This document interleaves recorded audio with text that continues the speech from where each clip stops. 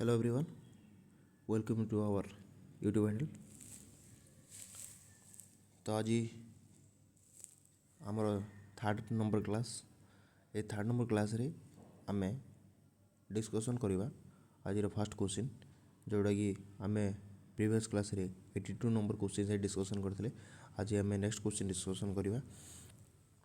तो आजिकार first question 83 जोड़ा कि क्वेश्चन अच्छी which is the cause of less absorption of iron in body from food in India माने को कारण पाई आम बॉडी रे लेस आयरन एब्जॉर्ब होता है बुझला। ऑप्शन देछि taking tea with food, taking only vegetarian food, taking wheat daily, taking the rice daily.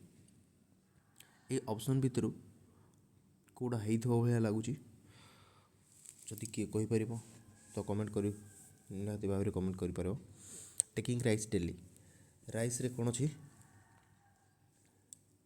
Carbohydrate rich diet, taking wheat भी carbohydrate, taking only vegetarian food green leafy vegetable vegetarian food types of vitamins अच्छी vitamin A भरपूर। Then taking tea with food आम जेकोसी food खाई था ता सहित जदि आम टी नहीं पा ताहले आमर कौन हम आमर लेस आयरन एब्जॉर्ब हम कौन हम लेस आयरन एब्जॉर्ब हम। ये जो टी रे कौन अच्छी टी रे कौन अच्छी ना टी रे कौन अच्छी टी रे टेनिस ये गोटे जिनस अच्छी ये गोटे एलिमेंट अच्छी कौन टी रे अच्छी जी कि आयरन को एब्जॉर्प्शन हबारे ऑब्स्ट्रक्शन करें। तो से जदि आम टी विथ फूड कौन सी खाना खाई सारा पर आम जदि टी नौचे ताहले सेटा कौन होता है आमर ऑब्स्ट्रक्शन करें बा लेस अमाउंट एब्जॉर्प्शन कर हेल्प करें। सो सब बेले या एवॉइड करने कथा बुझेगा। Then next question which vitamin is known as anti hemorrhagic vitamin को विटामिन को आम एंटी हेमोरेजिक विटामिन बोली कही था। Vitamin A, vitamin B, vitamin E, vitamin K. Vitamin A जहाँ आम विटामिन ए रेटिनल बोली कही था, विटामिन बी बी कम्प्लेक्स समस्त जान, विटामिन ई है टोकोफेरल आउ विटामिन के है एंटी हेमोरेजिक विटामिन। तो आंसर है कौन डी विटामिन के बुझेगा। जोटा कि विटामिन ए डेफिशिएंसी रे कौन होता है नाइट ब्लाइंडनेस होता है बुझेगा। नाइट ब्लाइंडनेस देखा मिलता है विटामिन ए डेफिशिएंसी रे। विटामिन बी हूँ complex vitamin complex B1 B2 सब ए इनक्लूडेड अच्छी एटा विटामिन बी कम्प्लेक्स। और विटामिन ई है कौन विटामिन ई को आम टोकोफेरल कही था। विटामिन ई को कौन कहुए टोकोफेरल बोली कहुए। आउ ये कौन या कहुए आंटी स्टेरिलिटी विटामिन बोली कहुए आंटी स्टेरिलिटी विटामिन। आम जदि विटामिन के देखा मैंने आफ्टर बार्थ रे यूज कर जदि गोटे टर्म बेबी हो जदि आम गोटे टर्म बेबी की यूज दे था इंजेक्शन ताहले केते दे था 1 mg केते दे था 1 mg दे था कौ रूट दि जाए इंट्रा मस्कुलर दि जाए बुझेगा। जदि आम प्रीटर्म केस रे जदि यूज करुचे ताहले आम केते दबा 0.5 mg दबा 0.5 mg दबा इंट्रा मस्कुलर दबा बुझेगा। ये थिला आमर विटामिन के विषय। एबे आम देखिए नेक्स्ट क्वेश्चन आमर है the sterility occurs from which vitamin deficiency को विटामिन डेफिशिएंसी रे आमर स्टेरिलिटी होता है माने देख। तो ऑप्शन आसला आमर कौन vitamin D, vitamin A, vitamin E and vitamin B.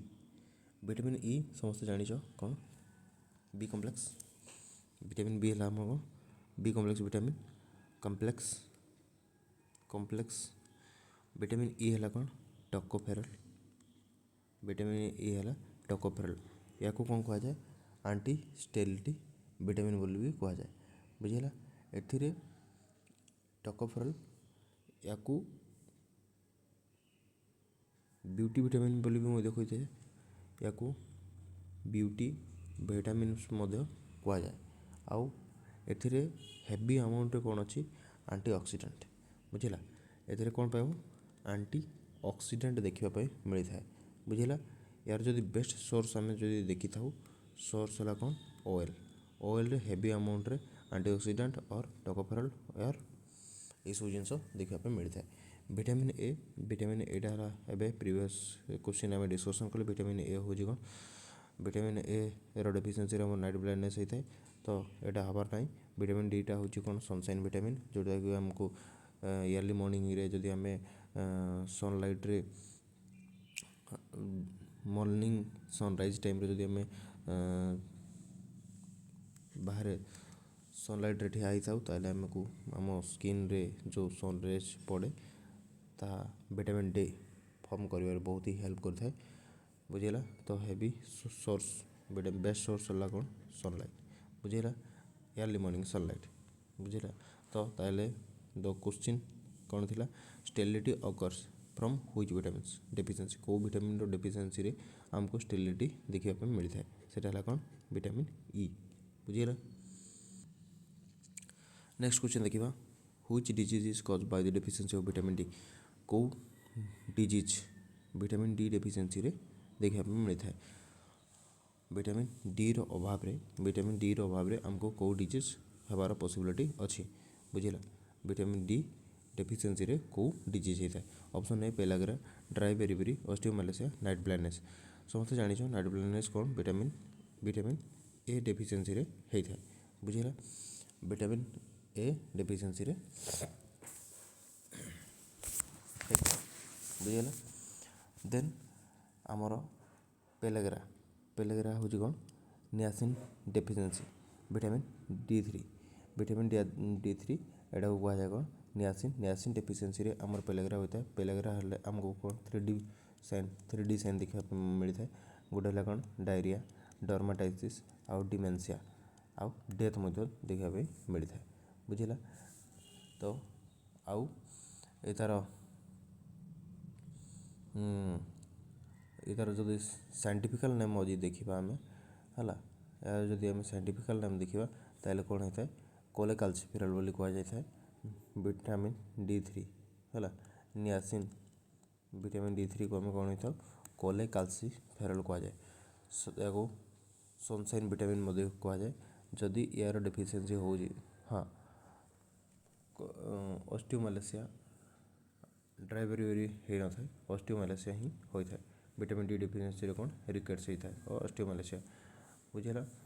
ଆମେ ଏହାକୁ ସନସାଇନ୍ ଭିଟାମିନ୍ କହିଥାଉ। ୟାର କମିଲେ କ'ଣ ହୁଏ ରିକେଟ୍ସ ହେଇଥାଏ କେତେ 6 ମନ୍ଥରୁ 2 ଇୟର୍ ଚିଲଡ୍ରେନ୍ମାନଙ୍କ ପାଖରେ ଏସବୁ ଦେଖିବା ପାଇଁ ମିଳିଥାଏ। ଆଉ ଆଡଲ୍ଟ କେସ୍ରେ କ'ଣ ଦେଖିବା ପାଇଁ ମିଳେ ଅଷ୍ଟିଓମାଲେସିଆ। ତ ଆନ୍ସର୍ ହେବ ସି ବୁଝିଲା। ନେକ୍ସଟ କ୍ୱେଶ୍ଚିନ୍ ହେଲା what should A&M teach mother for starting supplementation of the food of the baby after 6 months। 6 ମାସ ପରେ ଗୋଟେ ମଦର କେମିତି ସପ୍ଲିମେଣ୍ଟାରୀ ଫୁଡ଼୍ ଷ୍ଟାର୍ଟ କରିବ ସେସବୁ ବିଷୟରେ ଜଣେ A&M କ'ଣ ଟିଚ୍ କରିବ ବୁଝିଲା। କ୍ୱେଶ୍ଚିନ୍ ହେଲା continue breast feeding at least 2 years, discontinue breast feeding, start supplementary food with the fried food and start with the raw food ବୁଝିଲା। କ'ଣ କରିବାର ଅଛି କଣ୍ଟିନ୍ୟୁ ଦେଖ start with the raw food ଆମକୁ ଦେବାର ନାହିଁ, ଆଉ supplementary food with the fried food ଆମକୁ କ'ଣ କରିବାର ଅଛି ଆଭଏଡ଼ କରିବାର ଅଛି। କାହିଁକି ନା ଏଇଟା ହାଇ ଆମାଉଣ୍ଟରେ କ'ଣ ଅଛି କୋଲେଷ୍ଟ୍ରଲ୍ ଅଛି, ସେଥିପାଇଁ ୟାକୁ ଆଭଏଡ଼ କରିବାର ଅଛି। ଦେନ୍ ଡିସକଣ୍ଟିନ୍ୟୁ ବ୍ରେଷ୍ଟ ଫିଡ଼ିଂ ଆମେ ଡିସକଣ୍ଟିନ୍ୟୁ କରିପାରିବା ନାହିଁ 6 months ପରେ। କାହିଁକି ନା ଯଦି ଆମେ ଡିସକଣ୍ଟିନ୍ୟୁ କରୁଛେ ତାହେଲେ କ'ଣ ହେବ ପ୍ରୋଟିନ୍ର ଡେଫିସିଏନ୍ସି ହେବ। ପ୍ରୋଟିନ୍ ଡେଫିସିଏନ୍ସି ହେଲେ ଆମକୁ କ'ଣ ହେବ କ୍ୱାସିଅର୍କର୍ ପ୍ରୋଟିନ୍ ଡେଫିସିଏନ୍ସିରେ କ'ଣ ହୁଏ କ୍ୱାସିଅର୍କର୍ ଡିଜିଜ୍ ହେବାର ପସିବିଲିଟି ରହିବ। ସେଥିପାଇଁ ଆମକୁ କ'ଣ କରିବାର ଅଛି ନା ଅପସନ୍ ଏ ପାଖକୁ ଯିବାର ଅଛି। आउ कंटिन्यू ब्रेस्ट फिडिंग करार अच्छे एटलिस्ट 2 ईयर। वीनिंग स्टार्ट हम 6 मंथ पर 6 मंथ पर वीनिंग स्टार्ट सहित आमको ब्रेस्ट फिडिंग कंटिन्यू करार अच्छी। तो गोटे एएनएम पाई या आंसर कि से ब्रेस्ट फिडिंग एटलिस्ट 2 ईयर पर्यंत कंटिन्यू करने एडवाइस कर। ठीक अच्छे। नेक्स्ट क्वेश्चन आमर what is the importance of nutrition for the children under as of 5। 5 वर्ष रु कम जो बेबी रोचंदी तांकर न्यूट्रिशन इम्पोर्टेंस कौन रही बुझेगा कौन रही। Option A rapid growth and development of child. Rapid growth and development of child. Child can not take the junk food. It will affect the economy. It is depend on mother. देख आमको देबार कौन पाई अच्छी under 5 year of age बुझेगा। It is depend on mother wrong answer. It will affect the economy wrong answer. Child can not take the food with junk है एटा भी wrong answer. आमको कौन करवार अच्छे रैपिड ग्रोथ करवार अच्छे डेवलपमेंट करवार अच्छे फिजिकल ग्रोथ मेंटल ग्रोथ आमको करवार अच्छे कहीं जदि आमे प्रॉपर न्यूट्रिशन प्रोवाइड न करुचे से कौन हम प्रोटीन डेफिशिएंसी हम आउ कौन हम कैलोरी डेफिशिएंसी रही आम प्रोटीन डेफिशिएंसी करुचे प्रोटीन अमाउंट जो कम प्रोटीन डेफिशिएंसी कौन हुए क्वाशियोरकर डिजीज हुए कौन हुए क्वाशियोरकर डिजीज हम बुझेगा। फैगेट स्किन देखा पिटिंग एडिमा देखा ये सब जिन प्रोटीन डेफिशिएंसी होता है बुझेगा। आ कैलोरी डेफिशिएंसी कौन होता है मारासमस मसल डेवलपमेंट कमिज आउ कौन देखा थीन देखा बुझेगा। से आमको प्रोटीन आउ एनर्जी प्रोटीन आउ कैलोरी दुईटा को बैलेंस करिकी कंटिन्यू प्रोवाइड करिवार अच्छी बुझेगा। जदि आम डेवलपमेंट जो देखा जो थी कि आमर डेवलपमेंटाल माइलस्टोन रही से सब प्रोसेस रे बहुत ही डिले हम जदि आम न्यूट्रिशन डेफिशिएंसी रखुचे बुझेगा। जमती कि सिटिंग करुच्ची गोटे बेबी केते सपोर्ट विथ सपोर्ट रे 5 ରୁ 6 मंथ 5 to 6 मंथ भितर कौन होता है सिटिंग करता बसी थाए बुझेगा। विदाउट सपोर्ट एटा बिना सपोर्ट रे केते 8 मास बसी थाए हो कि नहीं। तापर है सपोर्ट देकी स्टैंड केबे हुए सपोर्ट देकी स्टैंडिंग केबे होता है 9 मंथ रे होता है 9 मंथ रे विदाउट सपोर्ट रे 12 मंथ रे ठिया होता है बुझेगा। स्माइल केते दिए 2 मंथ रे दी थाए मदर को केबे रिकॉग्नाइज करे 3 मंथ रे रिकॉग्नाइज करता है बुझेगा। आउ सोशल एंजाइटी केबे डेवलप हो जाता है तार सोशल एंजाइटी केबे डेवलप हुए ना 6 मंथ रे बुझेगा। क्या पाक जीवनी है। टॉयलेट ट्रेनिंग आम के दी था टॉयलेट ट्रेनिंग आम के दी था 18 मंथ रे दी था बुझेगा। आउ बावेल मूवमेंट 2 ईयर होगला डे टाइम रे से कंट्रोल करवा शिखी जाए आउ 3 ईयर होगला नाइट टाइम रे से कंट्रोल करवा शिखी जाए बुझेगा। ये थिला आमर किसी डेवलपमेंटाल माइलस्टोन जोड़ा कि माने जदि आम प्रोटीन आउ कैलोरी डेफिशिएंसी करुचे ताहले ये सब जिनस डेवलपमेंटाल माइलस्टोन बहुत ही स्लो हबार अच्छी आउ बहुत ही डिले हबार चांसेस रोचे से आम rapid growth and development of child यहाँ हम आमर राइट आंसर बुझेगा। नेक्स्ट क्वेश्चन आमर है what not should do in anthropometry survey. Anthropometry survey रे जो नर्सिंग पर्सनल कौन कर ऑप्शन है taking the physical measurement taking the intelligence question taking the economy survey and measure the social status बुझेगा। एथरे anthropometry measurement कौन कौन कर अच्छी जदि किए जान एंथ्रोपोमेट्री मेजरमेंट हमको कौन कर थाए ना एंथ्रोपोमेट्री मेजरमेंट रे हमको फिजिकल वेट देखिबार अच्छी अपर आर्म सार्कमफेरेंस देखिबार अच्छी आउ फिजिकल मैच्योरेशन देखिबार अच्छी ये सब जिन एंथ्रोपोमेट्री मेजरमेंट हाइट देखिबार अच्छी वेट देखिबार अच्छी हेड सार्कमफेरेंस चेस्ट सार्कमफेरेंस एगुड़ा है कौन एंथ्रोपोमेट्री सर्वे बुझेगा। तो से taking the physical measurement taking the intelligence question हेनी टेकिंग द इंटेलिजेंस क्वेश्चन हेनी टेकिंग द इकोनॉमी सर्वे हेनी taking major the social status हेनी टेकिंग द फिजिकल मेजरमेंट ये हम right answer. Next question why ANM should learn the personal hygiene गोटे जड़े ANM कौन personal hygiene शिखा दरकार जड़े एएनएम कौन पर्सनल हाइजीन शिखा दरकार ऑप्शन है to care the hygiene of sick, to care the healthy person, to groom herself and to maintain the aseptic technique. देख personal hygiene कौन अच्छी पर्सनाल हाइजीन कौन पे शिखा दरकार।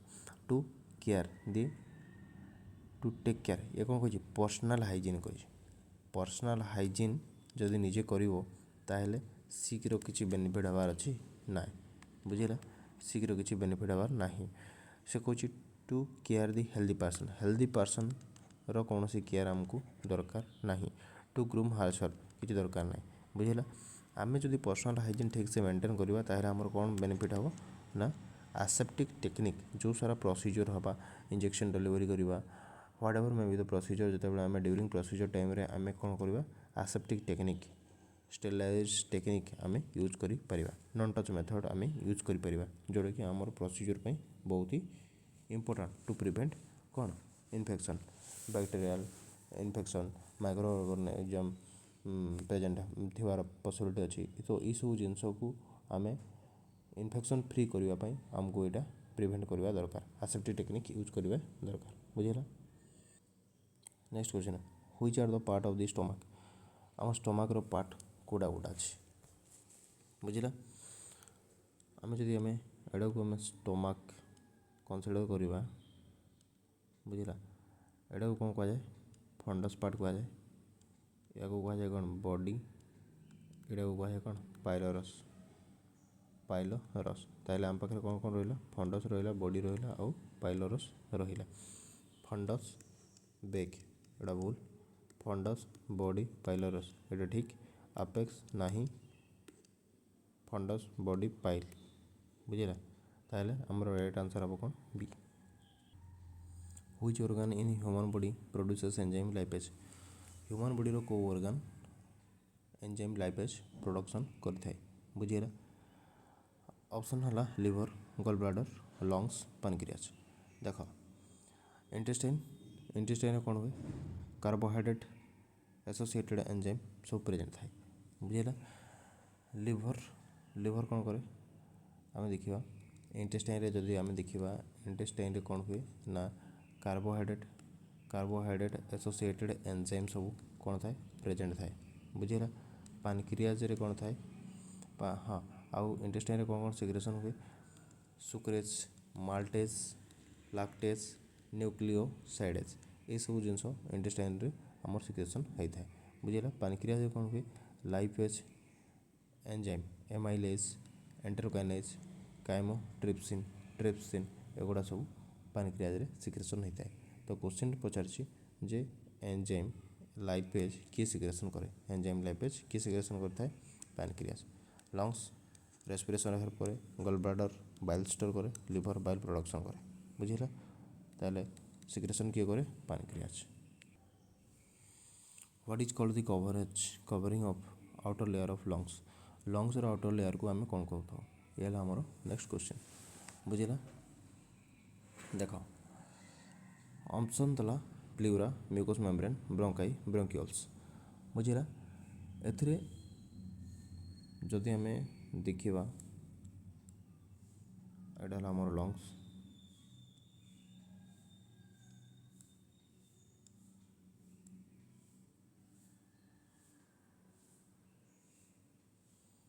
बुझेगा ए कौन हम या आम कौन कही था आम मेडियास्टेनल कवरिंग कही था मेडियास्टेनल कवरिंग कह जाए बुझेगा।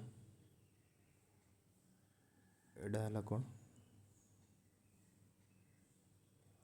आउटर मेम्ब्रेन पेरिएटल प्लूरा भीतरटा कह जाए विसेरल प्लूरा आउ एटा कह जाए कौन प्लूरल कैविटी बुझेगा। तो आम से दृष्टि आमर आउटर लेयर रो कवरिंग को आम कौन था प्लूरा बुझेगा। म्यूकस मेम्ब्रेन ना ब्रोंकाई ना एगुड़ा किसी हबार ना बुझेगा। आम जदि आमर रूट देखा रेस्पिरेशन रूट जदि आम देखा कौन हुए फास्ट है नस्ट्रिल तापर नाजोफेरिंग्स तापर फेरिंग्स तापर है लारिंग्स, तापर है कौन ट्राकिया, तापर है ब्रोंकाई, ब्रोंकाई पर कौन सेकेंडरी ब्रोंकाई, सॉरी एटा प्राइमरी ब्रोंकाई, तापर है कौन सेकेंडरी ब्रोंकाई, तापर है टर्सियरी ब्रोंकाई, टर्सियरी ब्रोंकाई है, तापर कौन ब्रोंकियोल्स, तापर कौन ब्रोंकियोल्स, तापर कौन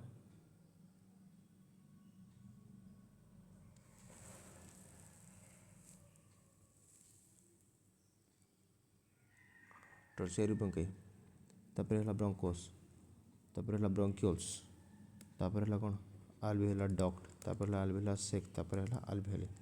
बुझेगा ये है आमर root.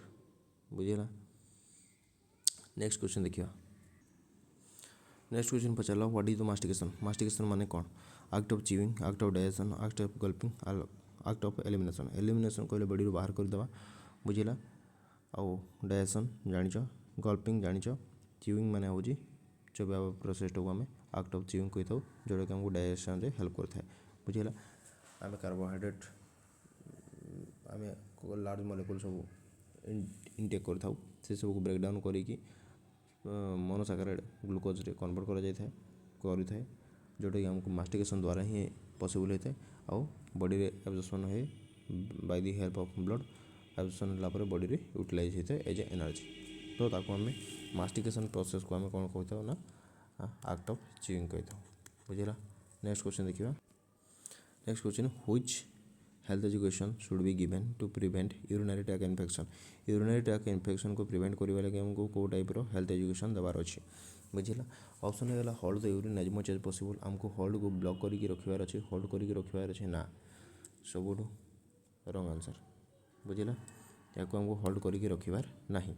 Do not wash the private part बोल आम वॉश करवा। बुझेगा and do not hold the urine for long time, long time आम होल्ड करके रखिबा कथा कि से कहला। आउ ऑप्शन डी है कौन do not cut pubic hair, pubic hair cut कर ना। तो आमर ठीक आंसर कौन हम do not hold the urine for the long time. आमको लॉन्ग टाइम जे यूरिन को होल्ड करके रखिबार नहीं। बुझेगा ताहले जे कि आम यूरिनरी ट्रैक इन्फेक्शन को कौन कर प्रिवेंट कर। जदि आम अधिक समय जगह होल्ड करके रखुचे ताहले कौन इन्फेक्शन हबार पॉसिबिलिटी को आम बढ़ावा दौचे। बुझेगा एबे डिस्कशन करबा हमर next question. Next question due to improper skin hygiene what happens that causes the skin infection. Improper जदि आम प्रॉपर हैंड हाइजीन यूज न करवा, स्किन हाइजीन यूज न करवा ताहले हमर कौन स्किन इन्फेक्शन हम। Clogging of opening of the sweat gland, breaking of the skin hair and the drying of the skin and the caring of the skin. आमर option D caring कौन अच्छी caring of skin ये हेनी, drying of skin हेनी, breaking of skin हेनी, clogging opening of the sweat gland, clogging of opening of the sweat gland.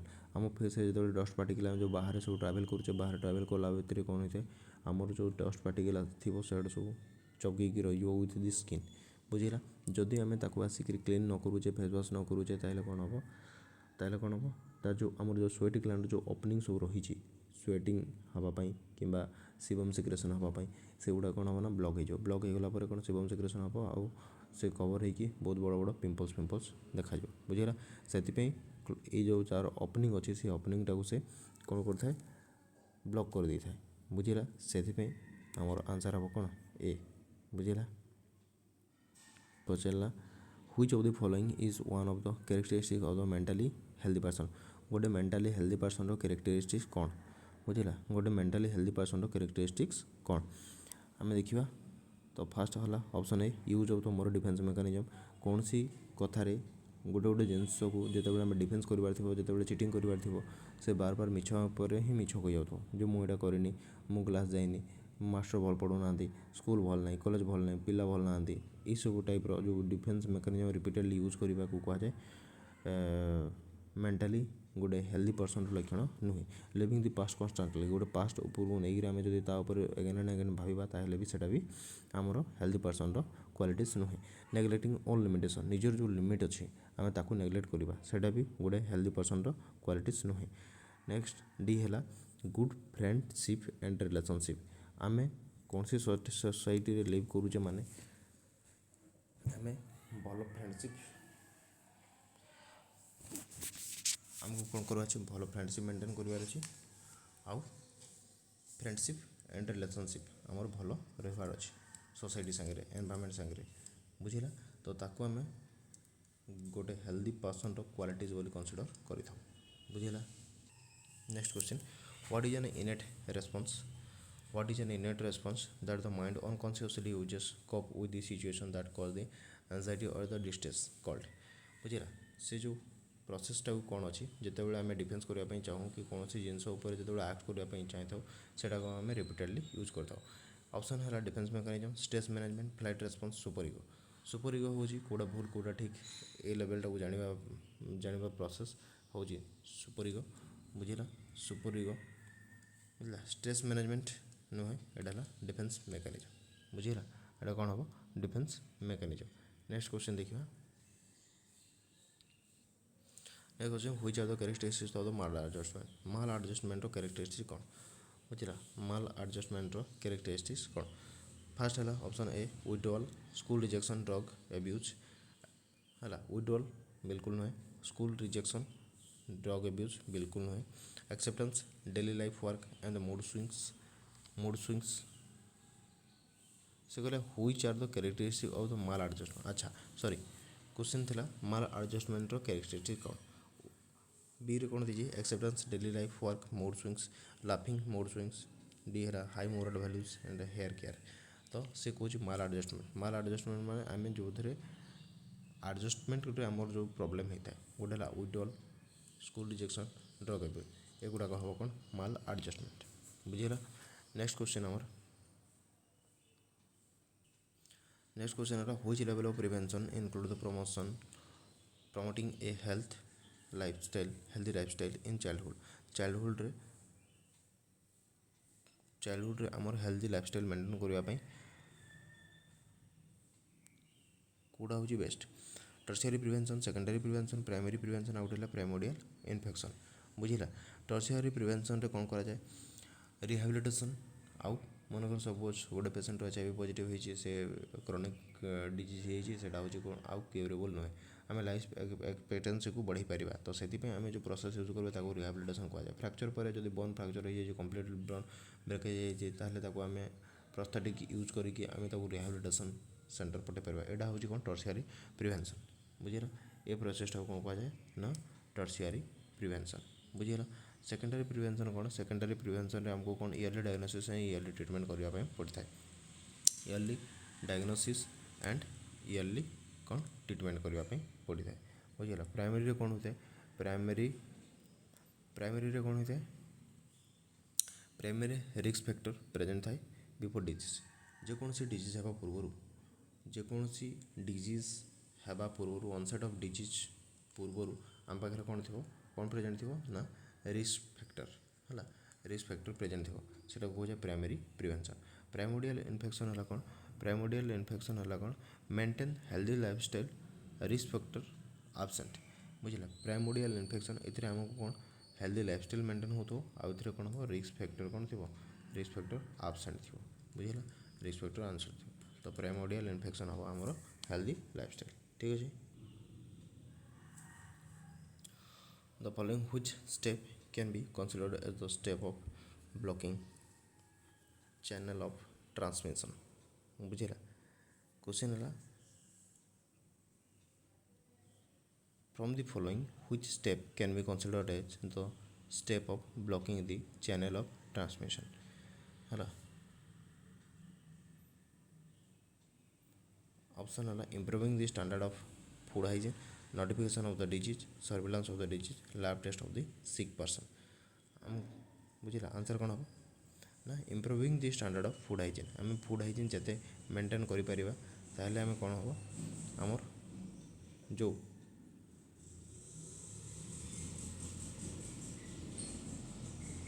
Growth and development proper infection free हो तो सहीटा हूँ आमर आंसर इम्प्रॉपर इम्प्रूविंग आमको improve करार अच्छे कौन ना स्टैंडर्ड ऑफ फूड हाइजीन को आम प्रिवेंट बढ़ावार अच्छे बुझेगा। हाँ आमर what is the mode of transmission of the pertussis और होपिंग कफ। ये होपिंग कफ बा pertussis disease mode of transmission कौन। Option A contact, B droplet, C direct और इनडायरेक्ट बुझेगा। कौन हम ये ना ये हम कौन पर्टुसिस पॉजिटिव एजेंट है कौन बॉडीटा पर्टुसिस बुझेगा। Pertussis positive agent pertussis positive agent है कौन Bordetella pertussis Bordetella pertussis. Incubation period आम जो देखा 10 ରୁ 14 दिन भितर होता है।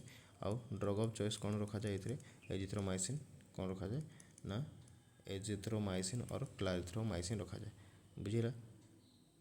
वैक्सीन वैक्सीन भी दिया जाए वैक्सीन कौन दिया जाए DPT diphtheria pertussis and tetanus vaccine दिया जाए 0.5 ml दिया जाए आईएम रूट दिया जाए।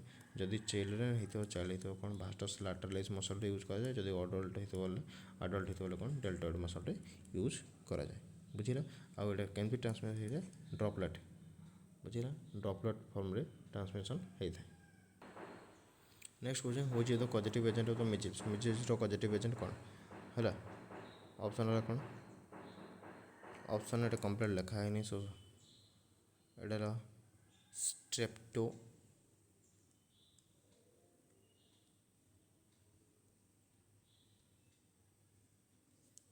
ऑप्शन है कौन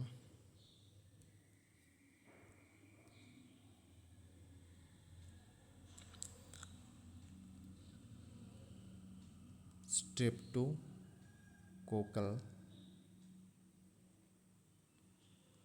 बासिलाई जोटा कि भूल आंसर एच कले हेनी gram negative strepto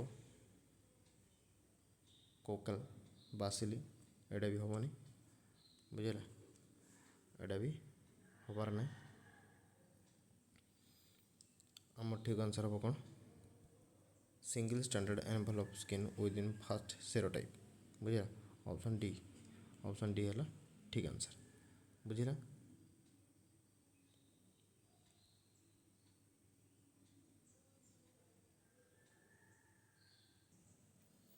what is the main sign of TB tuberculosis disease हाँ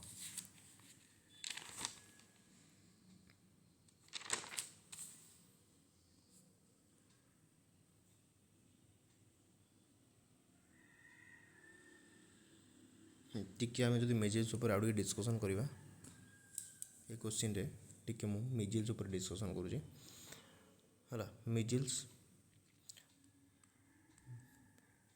कौन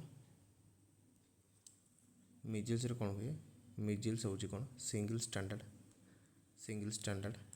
RNA virus single standard RNA virus बुझेगा। कफ करिजा फोटोफोबिया ये टाइप सब सिम्पटम देखापी मिले बुझेगा। तार पॉजिटिव एजेंट है कौन रुबियोला है पॉजिटिव एजेंट बुझेगा। रासेस सब डेभलप हो जाता है सिमेट्रिकल बुझेगा। सिमेट्रिकल रेट्रो अरिकुलर इयर पछपटे रेट्रो अरिकुलर आउ 3 ରୁ 4 घंटा भितर यार कंप्लीट बॉडी को कवर कर आउ कौन होता है ए ऑक्टेडिस मीडिया होता है infection of the inflammation of middle Koplik spot develop होता है कप्लिक स्पॉट डेभलप होता है कफ करिजा कंजक्टिवाइटिस देखा जाए। इनक्यूबेशन पीरियड है 7 ରୁ 14 दिन बुझेगा। ये थी आमर कौन मिजिल्स साइन सिम्पटम जोटा कि आमको प्रीवियस क्वेश्चन टिके आगे डिस्कसन कर मु मिजिल्स विषय छाड़ी से आमर ऑप्शन आसला कौन आरएनए भाइरस सेरोटाइप बुझेगा। Next what is the main sign of the TB रो साइन सिम्पटम कौन मेन सिम्पटम कफ हम मोर देन 3 वीक कफ हम and cough occasionally cough only at night time and mild cough कौन हम answer symptom जदि positive agent आम देखा positive agent आम टीबी कौन अच्छी टीबी जदि पॉजिटिव एजेंट आम देखा कौन हम माइकोबैक्टेरियम ट्यूबरकुलाई बुझेगा। माइकोबैक्टेरियम ट्यूबरकुलाई यह गोटे बैक्टेरिया जोटा कि ग्राम पॉजिटिव बैक्टेरिया केस आमको ग्राम पॉजिटिव ग्राम नेगेटिव देखा मिलता है। भाइरस केस आमको single standard double standard RNA देखा मिलता है बुझेगा। सिम्पटम जब आम डिस्कसन करवा सिम्पटम कौन कौन सब देखा जाए फीवर देखा जाए माइल्ड टू मॉडरेट फीवर आसे माइल्ड टू मॉडरेट फीवर आसीथिबो। एसिड फास्ट बासिले जोटा कि रेड और pink colour acid stain use करबा पे पड़िଥାଏ। लॉस ऑफ एपेटाइट हुए, वेट लॉस होता है, फैटिक हम, चिल्स हम, इमिडिएट हठात ही ठंडा लगे आउ वीकनेस डेभलप हो बुझेगा। ये सारा हूँ आमर सिम्पटम। देख पे जब मुझे ठीक से लेखि भी पारुनी जगह ताहले मुझे जहाँ कहूँ से नोट डाउन करनी बुझेगा। तो से दृष्टि आमर आंसर कौन हम फीवर है। Cough fever mild moderate acid loss of weight बुझेगा। कफ हम ऑकेजनली कफ हबार ना ओनली एट नाइट टाइम हम सेमती किसी ना mild coughing cough mild to severe हम बुझेगा। तो नेक्स्ट क्वेश्चन आम देखा। नेक्स्ट क्वेश्चन आमर है who is the primary source of the data collecting the patient history. Patient data collection करिवारे प्राइमरी सोर्स किए पेशेंट रिलेटिव ना पेशेंट रिलेटिव केवे भी हम ना। केस फाइल पेशेंट आम कौन पेशेंट केस फाइल देखिकी कहीपर ना से पुराना भी हो आमको नुआ डाटा भी किसी देखापी मिलनी तो सेटा देखिए आम जज कर membrane of the health care team member of health care team कौन मेम्बर या विषय परफेक्ट डाटा दे पारे ना। तो किए दे पार पेशेंट हिमसेल्फ पेशेंट निजे ही बेस्ट डाटा देव। तो से आंसर हम कौन आंसर हम कौन डी आंसर हम कौन डी। नेक्स्ट क्वेश्चन आमर है कौन व्हाट इज हाइपोक्सिया माने कौन है। ऑप्शन कौन देती ऑप्शन देती low level of oxygen in blood oxygen amount कमी जा low level of oxygen in blood oxygen level कमी जा बॉडी ऑक्सीजन लेवल कमी जा आउ ब्लड रे low level of blood in body रे लो लेवल ब्लड रहा आउ लो लेवल ब्लड कौन हम हाइपोक्सीमिया कही मिया माने कौटी ब्लड बुझेगा। हाइपोक्सीमिया माने low level of oxygen in blood जो ब्लड रे ऑक्सीजन कमी जाए ताको आम कौन हाइपोक्सीमिया कही था। आउ low level oxygen in body हो कौन हाइपोक्सिया हो लो लेवल ब्लड रहीगले कौन हम एनीमिया हम सीवियर जोटा कि 7 रु कमी गले सीवियर आउ option D low level blood एटा हूँ रंग बुझेगा। नेक्स्ट क्वेश्चन आम देखा। नेक्स्ट क्वेश्चन आमर है कौन for assessing the lung sound during physical examination which method is use बुझेगा। आमको लंग साउंड एसेस करला बेले आम को मेथड यूज करें ए है ऑब्जर्वेशन बी है पाल्पेशन सी है परकुजन डी है अस्कल्टेशन।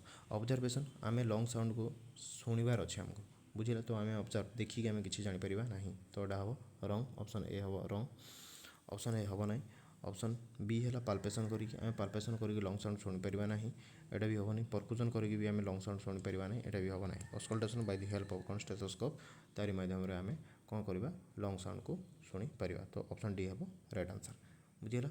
तो ये था आजिकार क्लास क्वेश्चन इंपोर्टेंट क्वेश्चन एति सारा आम जो क्वेश्चन सब डिस्कसन कले ये क्वेश्चन थी कौन प्रीवियस ईयर क्वेश्चन था जो कि एनएम रे ये टाइप सब क्वेश्चन सब आसी ऑलरेडी बुझेगा। तो आम एगेन से भाया क्वेश्चन को लेकिन आगे जबार अच्छी तो आम नेक्स्ट क्लास डिस्कसन करवा कि पुणी से भाया किसी क्वेश्चन को लेकिन आसवा बुझेगा। वीडियो को जो भल लगुच निहाती भाव में शेयर कर चैनल को सब्सक्राइब कर जी ओडिया क्लास कह जो विषय बुझी होनी आम से क्लास को एगेन नहीं आसवा ठीक अच्छे थैंक यू।